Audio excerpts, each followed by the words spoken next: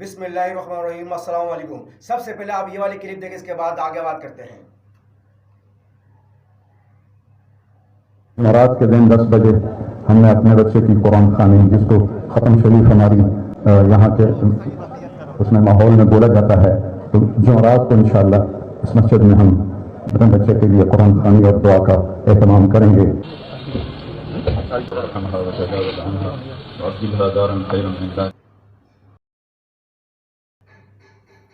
اس کے بعد آپ لوگ اس کلپ کو دیکھیں۔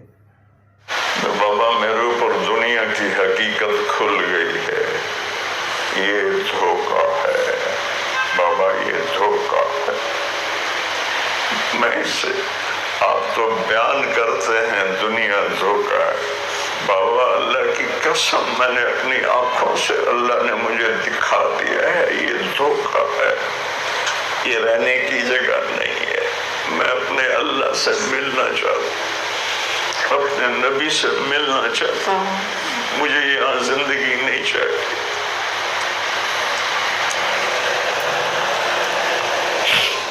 کسی نے اڑا دیا، اس نے خودکشی کی، اے اللہ دے واسطے میں پہلے بہت زخمی ہوں، یہاں گلہ نال میں نے زخمی لگا۔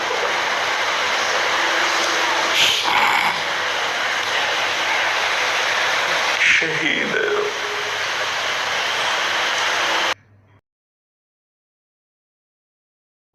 اس کلپ کے بعد لوگوں کے سوالات اور کمنٹس کچھ اس طرح کے ہیں: کیا مولانا صاحب دیوبندی سے باغی ہو گئے؟ کیا طارق جمیل کے نزدیک قرآن خوانی جائز ہے؟ کیا خودکشی کرنے والا شہید ہے؟ آج تک تو مولوی خودکشی کو حرام کہتے رہے۔ خودکشی تو ہوتی ہی ہے ٹینشن میں، خودکشی تو ہوتی ہی ہے ٹینشن میں، تو مولوی کہتے ہیں اس کا جنازہ بھی نہیں پڑھو، وہ جہنم میں جائے گا۔ لیکن کسی مولوی کے بچے نے کر لی تو مولوی اس کی تعویلات میں لگے ہوئے ہیں اور طرح طرح کے سوالات۔ ان تمام سوالات کے جواب میں مفتی طارق مسعود سے سنیے، اور بہت ہی خوبصورت طارق مسعود صاحب دیتے ہیں، کیونکہ وہ مفتی صاحب ہے، اور ہمیشہ مفتی صاحب اس طرح کے جوابات دیتے ہیں جس سے کسی قسم کے کوئی فسادات پیدا نہ ہو۔ آج چلے ہم طارق مسعود کا سنتے ہیں کہ وہ ان دونوں جو واقعہ ہے اس پر جو کمنٹس ہیں، اس پر جو طارق مسعود صاحب کیا کہتے ہیں۔ سوال ہے، مولانا طارق جمیل صاحب نے قرآن خوانی کی، کیا قرآن خوانی کرنا جائز ہے؟ جائز نہیں ہے بھائی قرآن خوانی کرنا۔ صحابہ، تابعین، تبع تابعین، ان کے یہاں میتیں ہوئی ہیں، کہیں بھی ثابت نہیں ہے کہ کسی نے سال ثواب کے لیے قرآن خوانی کی ہو۔ باقی ابھی بیچارے غمزدہ ہیں، ایسے موضوعات کو چھیڑنا بھی ٹھیک نہیں ہے، ان کا بہرحال یہ ذاتی عمل ہے، حضرت مولانا طارق جمیل صاحب کا یہ ذاتی عمل ہے، وہ ہو سکتا ہے اس کو جائز سمجھتے ہوں، لیکن جتنے بھی مفتیان کرام ہیں، مسئلہ تو مفتیوں سے پوچھا جاتا ہے نا۔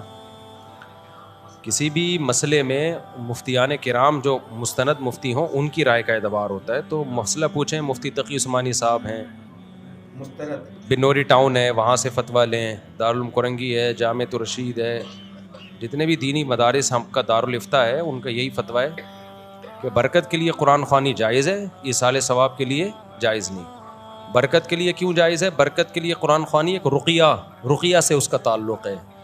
رقیہ ہوتا ہے نا ایک دوا کے طور پہ، تو دوا کے لیے، رقیہ کے لیے ثبوت کی ضرورت نہیں ہوتی، لیکن جو ایصال ثواب کی قربانی جو قرآن خوانی ہوتی ہے وہ تو عبادت کا عمل، عبادت کے طور پہ نا، تو عبادت کے لیے ثبوت چاہیے، ثبوت چاہیے۔ صحابہ، تابعین، تبع تابعین سے اس کا کوئی ثبوت نہیں ملتا، اس لیے ان کے اس عمل کو لوگ حجت نہ بنائیں۔ باقی ان کی خیریں غالب ہیں، کسی بھی عالم کی ایک دو کوتاہیوں کو دیکھ کے یا ان کی ذاتی رائے کو دیکھ کر بدگمانیاں پھیلانا بھی ٹھیک نہیں ہے۔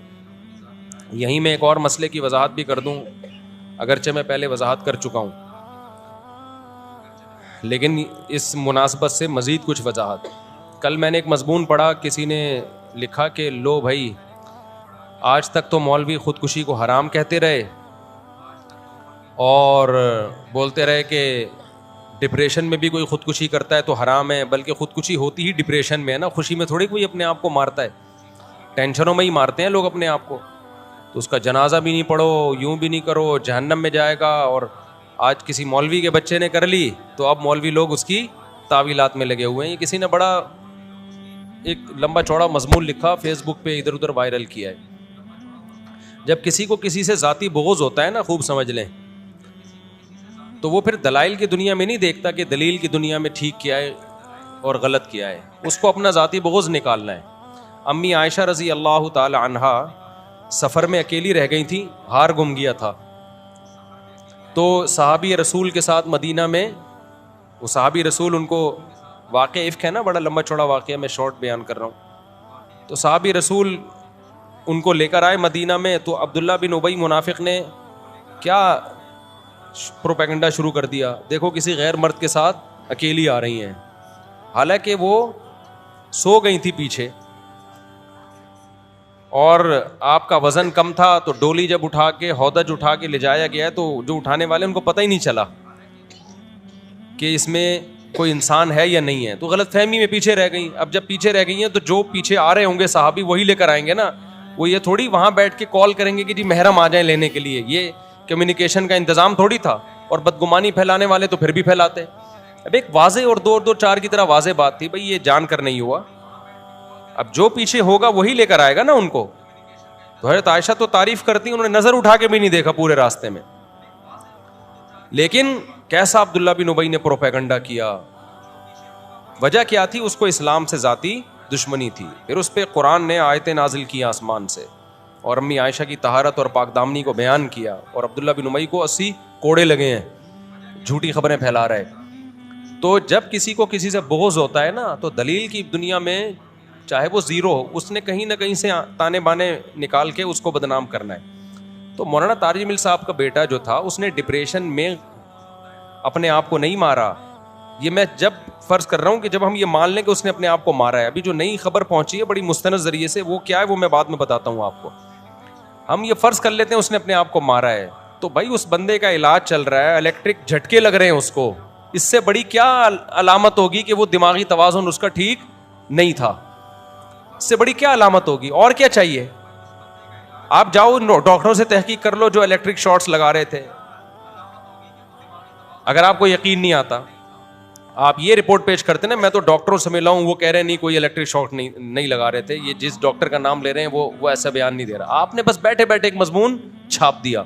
ٹھیک ہے نا، کوئی بھی بات اگر آپ کو علماء کرام کے بارے میں یا مفتی کرام کے بارے میں اگر آپ کو بولنا ہو یا لکھنا ہو، پہلے اس کی تحقیق کر لیں، اور انہوں نے کیا کہا کہ تحقیق بھی کسی مفتی حضرات سے، مستند جو مفتی حضرات ہیں ان سے تحقیق کریں۔ امید کرتا ہوں آپ کو یہ ویڈیو اچھی لگی ہوگی، اگر یہ ویڈیو آپ کو اچھی لگی ہو تو پلیز ویڈیو کو لائک کر دیں، اور اگر آپ نے چینل کو ابھی تک سبسکرائب نہیں کیا تو چینل کو سبسکرائب کر دیں۔ اس کے ساتھ میں آپ سے اجازت چاہوں گا، السلام علیکم ورحمۃ اللہ وبرکاتہ۔